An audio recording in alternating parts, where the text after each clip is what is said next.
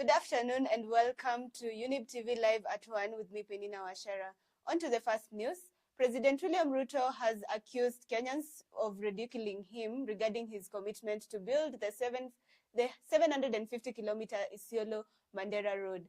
The president claims that his administration is dedicated to completing the project in due time.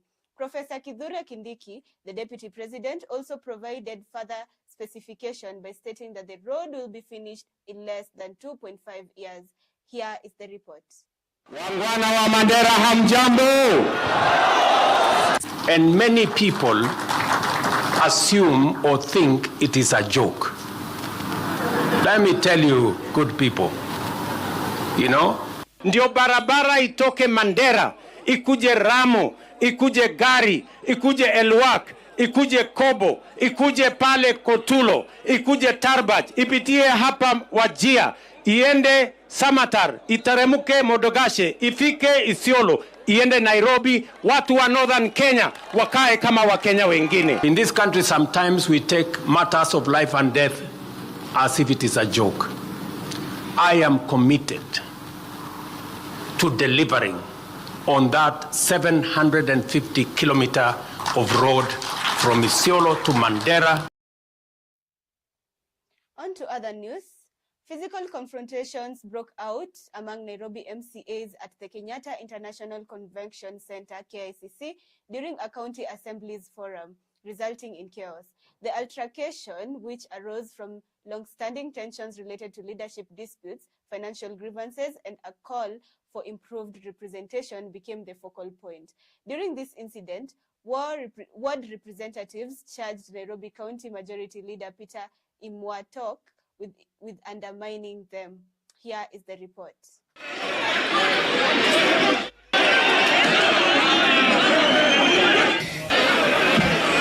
Fellow honorable members, we are very grateful for your coming to Nairobi and we welcome you to Nairobi.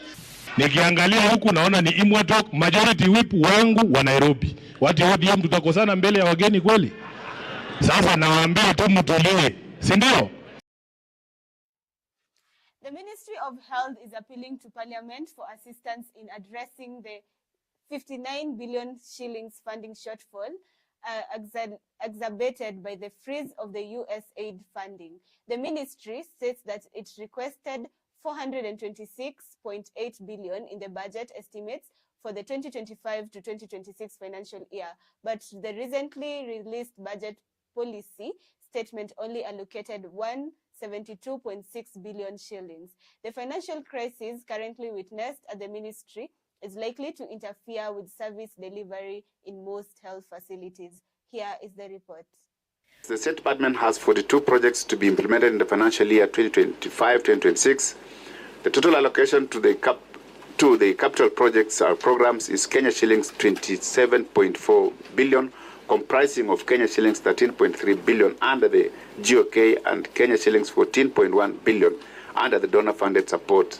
The account had received a total of 3.7 billion from the ministry, and we have disbursed 1.3 billion. From the returns we have received, we expect to disburse an additional 1.6 to 1.7 billion from that account to cover the facilities who offered primary health care within that quarter. On to other news. To increase electricity access in areas with insufficient service, the government has signed 20 contracts totaling to 11.6 billion shillings. The agreement will create solar mini grids and stand-alone systems to provide power for schools, health centers, and businesses. The signing of the contracts by private investors and Kenya Power was overseen by the President William Ruto. Here is the report.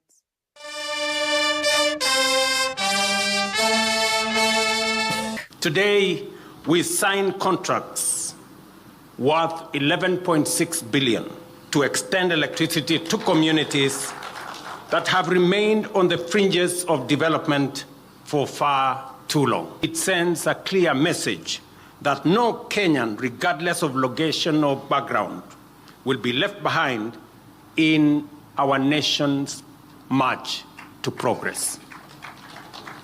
Our mission is to extend modern, reliable, and affordable electricity to every home, school, and business, from the most remote villages to the busiest urban centers. We expect construction to begin in the next 3 months, because immediately we are doing what we call site handover, and then immediately after, construction will be able to begin, and we anticipate construction to end by June 2026. That is for the mini grids and the standalone solar systems. When we have low solar output, those mini grids are going to come with small generators that can be able to generate some little bit of power and ensure that the batteries are always up to optimum level. We have seen schools that start and grow and improve even in terms of performance when you bring electricity to them.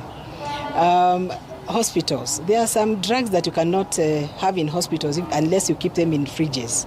So women are coming together, they have portion meals, we have the young people opening small businesses like welding. The body of another middle-aged fisherman was found and recovered from Lake Nakuru National Park just over a month after 31-year-old Brian Odhiambo reportedly went missing from the same park. The body, which was discovered floating in the lake and wearing fishing gear, reportedly had visible facial injuries and has been positively identified by other fishermen. Brian's family, who were present during the retrieval exercise and later at the funeral home in Lake Nakuru Annex, hoping to confirm that the body was Brian's, and now having more questions than answers regarding what happened to their kin.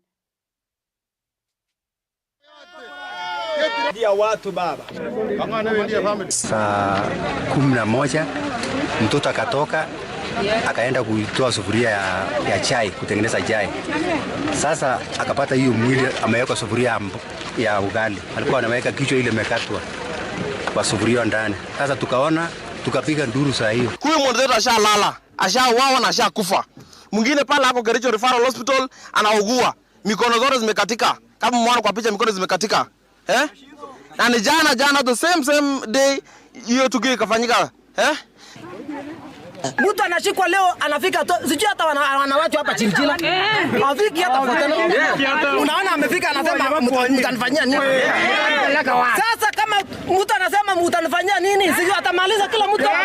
Wewe jamaa tutamulika kutoka juu chini hata kwa maji. Mpaka tupate.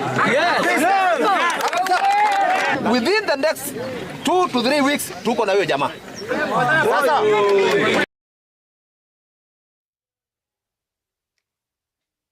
sorry for that.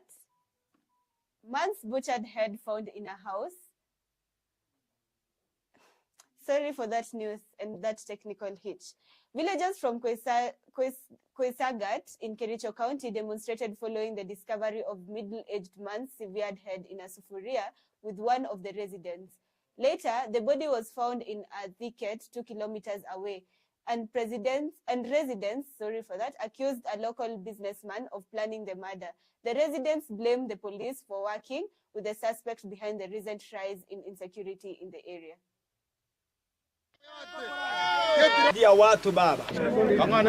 Saa 11 mtoto akatoka akaenda kuitoa sufuria ya chai, kutengeneza chai. Sasa akapata hiyo mwili ameweka sufuria ya ugali. Alikuwa anaweka kichwa ile imekatwa kwa sufuria ndani. Sasa tukaona, tukapiga nduru saa hiyo. Huyu mwenzetu ashalala, ashauawa na ashakufa. Mwingine pale hapo Kericho Referral Hospital anaugua. Mikono zote zimekatika. Kama mwana kwa picha mikono zimekatika. Na ni jana the same day hiyo tukio ikafanyika. Mtu anashikwa leo anafika sijui hata wanawatu hapa chini. Afiki hata mfano. Unaona amefika anasema mtanifanyia nini? Sasa kama mtu anasema mtanifanyia nini? Sijui atamaliza kila mtu. Wewe jamaa tutamulika kutoka juu chini hata kwa maji. Mpaka tupate. Within the next 2 to 3 weeks tuko na wewe jamaa. Sasa the body of another middle-aged fisherman was found and recovered from Lake Nakuru National Park just over a month after 31-year-old Brian Odhiambo reportedly went missing from the same park. The body, which was discovered floating on the lake and wearing fishing gears, reportedly had visible facial injuries and has been positively identified by other fishermen. Brian's family, who were present during the retrieval exercise and later at the funeral home in Lake Nakuru Annex, hoping to confirm that the body was Brian's, and are now having more questions than answers regarding what happened to their kin.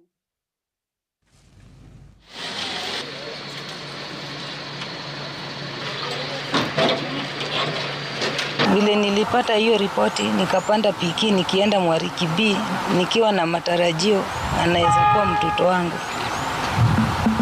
Lakini nimefika hapa nimepata sio wangu. Bado nimebaki tu na huzuni yangu. Hata nikiambia watu niliwaambia kuna mwili umepatikana na tuna suspect ni Abrayo. Haki tu tunaomba tu tupeni tu Brayo kindly, tupeni tu Brian. Status ya huyo mwenye ameletwa hapa ni kama mtu pia ni very fresh. Inaonekana ako na fishing gears kwa mwili. Lakini sasa nimeona pia anatokwa damu, ni kama mtu amepigwa. And with that sad news, we have come to the end of the Younib live news at 1 with me, Penina Wachera. Do have yourself a very good afternoon.